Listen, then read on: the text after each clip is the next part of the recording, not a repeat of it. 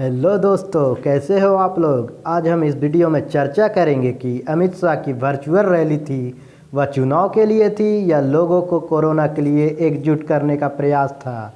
अमित शाह ने रविवार को वर्चुअल रैली कर बिहार के लोगों को संबोधित किया। तो आपको बता दूं कि ये वर्चुअल रैली महाफ्लॉप साबित हुई है और ये बात मैं नहीं बोल रहा, बल्कि ये बात फेसबुक, ट्विटर और बीजेपी का ऑफिशियल यूट्यूब चैनल बता रहा है। जब शाह ने बोलना शुरू किया तब ट्विटर पर लाइव 500 के करीब लोग थे। कुछ देर बाद 700 लोग जुटे और ख़त्म होते होते 300 से भी कम लोग हो गए। फेसबुक पर जब शाह ने बोलना शुरू किया तब लाइव 23,000 लोग थे। भाषण के दौरान आंकड़ा गिरकर 19,000 हो गया और ख़त्म होते होते सिर्फ 15,000 लोग ही बच गए।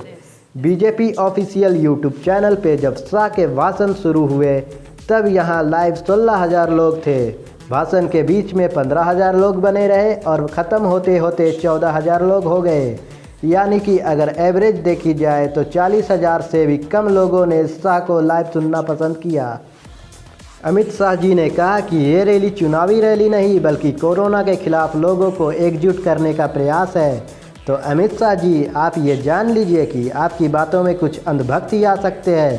बिहार की जनता आपकी बातों में नहीं आ सकती। बिहार की जनता को साफ साफ पता चल रहा है कि ये कोई कोरोना के खिलाफ एकजुटता रैली नहीं, अपनी पार्टी को चुनाव के फायदे दिलाने के लिए रैली कर रहे हैं। आपने इस रैली में सिर्फ चुनावी मुद्दों पर बात किया है। बिहार में अमित शाह की रैली में 72,000 LED स्क्रीन लगवाए गए। अगर एक LED का 20,000 जोड़ा जाए तो 72,000 LED 140 करोड़ रुपये का होता है। लगता है बीजेपी जो पीएम केयर फंड्स में जो पैसे आए हैं उनका मोदी सरकार बहुत ही अच्छे से तरीके से इस्तेमाल कर रही है। ये जो देशवासियों ने पीएम केयर फंड्स में पैसे दिए उसको बीजेपी अपने चुनावी रैली में उड़ा रही है। अगर ये पैसे का सही इस्तेमाल होता और 72,000 बसें चलवा देते तो 304 मजदूरों की मौत पैदल चलने की वजह से नहीं होती। मोदी सरकार को जहां पैसा लगाना है वहां तो पैसा लगाते नहीं और पब्लिक का पैसा चुनाव में उड़ाती रहती है।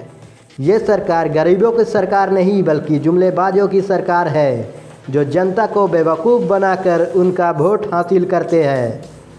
अमित शाह जी, जो आपने कहा मोदी जी ने 6 साल के अंदर करोड़ों गरीबों के जीवन में प्रकाश लाने का काम किया है, जिसके सबसे बड़े फ़ायदे अगर किसी लोगों को हुआ है तो मेरे पूर्वी भारत के लोगों को हुआ है।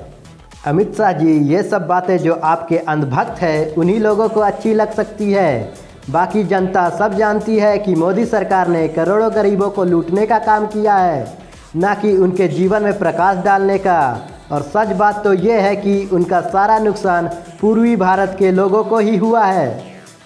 जैसा कि अमित शाह जी आपने कहा जो 70 सालों में किसी ने नहीं किया था उसको 5 अगस्त को मोदी सरकार ने 370 और 35 से हटाकर कश्मीर को भारत का हिस्सा बना दिया।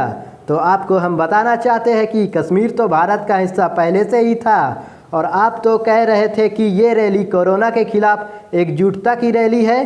तो आपसे मैं पूछना चाहता हूं कि ये कौन सी एकजुटता की रैली है जिसमें आर्टिकल 370 और 35 की वाहवाही लूटी जा रही है। आपने कहा जनता कर्फ्यू भारत के इतिहास के अंदर स्वर्ण अक्षरों में लिखा जाएगा। तो मैं आपको बताना चाहता हूं कि भारत में हुए लॉकडाउन की विफलता को देश के इतिहास में काले अक्षरों से लिखा जाएगा, जो कि कोरोना से बचने का कम और देश की अर्थव्यवस्था को मुंह के बल गिराने का ज़्यादा प्रयास था। आपकी सरकार ने जनता कर्फ्यू में घंटी और प्लेटें बजवाई, वो कोरोना वॉरियर्स के लिए कम और आपकी अंधभक्तों की भक्ति टेस्ट करने का ज़्यादा साबित हुई। जो अंधभक्तों ने रोड में आकर भीड़ लगाकर ताली और थाली बजाकर नाचा है, उससे तो ये लगता था कि कोरोना वॉरियर्स की वाहवाही कम और अंधभक्तों की घर की शादी ज़्यादा लग रही थी, और जिसमें सोशल डिस्टेंसिंग की पूरी तरह धज्जियाँ उड़ाई गई। एक तरफ से तो आप बोलते हो कि सोशल डिस्टेंसिंग का पालन करो और दूसरे तरफ बीजेपी नेता और आपके अंधभक्त ही सोशल डिस्टेंसिंग की धज्जियाँ उड़ा रहे हैं। अमित शाह जी, आपने कहा कि मैं विपक्ष को पूछना चाहता हूं कि आपने क्या किया, आप थे कहां। तो अमित शाह जी, आपसे देश की जनता पूछना चाहती है, जब कोरोना की शुरुआत हुई और देश के कानून व्यवस्था की धज्जियाँ उड़ाई गई तब आप कहाँ थे। उस वक्त लगा कि कोरोना की सबसे ज़्यादा डर हमारे गृह मंत्री अमित शाह को ही सता रही है और वो पूरी तरह से अंडरग्राउंड हो चुके हैं। अमित शाह जी, आप बोलते हैं कि हमने प्रयास किया है, हजारों लोगों को ट्रेन से पहुंचाया, खाना दिया, क्वारंटाइन सेंटर तक पहुंचाया, वहां सुविधाएं दी गई। आप बिहार की धरती पर खड़े होकर ये सारी बातें कर रहे हैं, वो सरासर झूठ है, क्योंकि बिहार के ही हजारों मजदूर पैदल चलकर अपने घर जाने को तैयार हो गए जब सरकार की तरफ से उन्हें कोई मदद का आशा नहीं दिखी।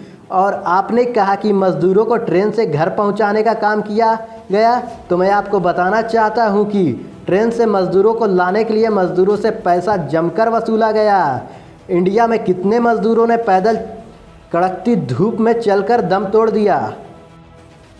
पर अब जनता सब समझ चुकी है और बिहार में जनता भारतीय जुमला पार्टी को अच्छी तरह सबक सिखाएगी, जैसे कि इससे पहले बीजेपी को हर राज्यों में हार का सबक सिखाई है। जो पार्टी खुद को विश्व की सबसे बड़ी पार्टी होने का दावा करती है, उस पार्टी की हालत आज इतनी खराब हो चुकी है कि कभी 370 के नाम पर, कभी सेना के नाम पर, कभी राम मंदिर के नाम पर वोट मांगती है और जनता की असली मुद्दों पर वो बात ही नहीं करती, क्योंकि वो जानती है कि उन्होंने जनता के लिए कुछ किया ही नहीं है। सिर्फ वोट बैंक की राजनीति की है बीजेपी ने। बीजेपी एक झूठी पार्टी है और वो लोगों को धोखा दे रही है, पर अब उनका ये खेल ज़्यादा दिन तक चल नहीं पाएगा। If you guys enjoy this video, did make sure subscribe my YouTube channel, like करो, शेयर करो और कमेंट करके ज़रूर बताना कि वीडियो आपको कैसा लगा और आगे हम आपके लिए कैसी कैसी वीडियो लेकर आए। सो आज के लिए बस इतना ही। Thank you.